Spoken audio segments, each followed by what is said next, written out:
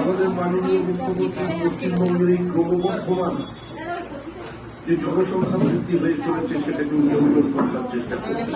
সুস্থ স্বাভাবিক সমাজ,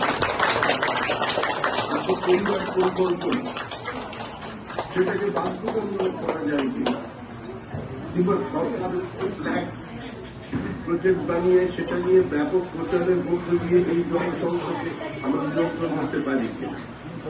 আমি বিডিও সাহেবকে রিকোয়েস্ট করছি, উনি আজকে প্রোগ্রাম নিয়ে দু এক কথা বলবেন। এই পরিবার পরিকল্পনার মধ্যে দিয়ে জননিয়ন্ত্রণের মধ্যে দিয়ে আমাদের মহিলাদের আরো বিকাশ ঘটাতে পারি কিনা। আচ্ছা, সকলকে নমস্কার।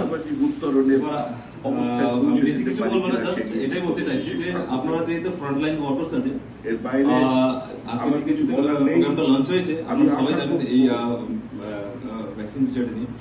তো আমরা প্রশাসন থেকে, আমাদের পুলিশ প্রশাসন থেকে এখানে এসেছেন, তারপরে আমি আছি। আপনাদের কোনো যদি ভ্যাকসিনেশনের সময় কোনো যদি সহযোগিতা আমাদের লাগে, আমরা সবসময় আপনাদেরকে সহযোগিতা করবো, কোনো রকম আশা করছি সমস্যা হবে না।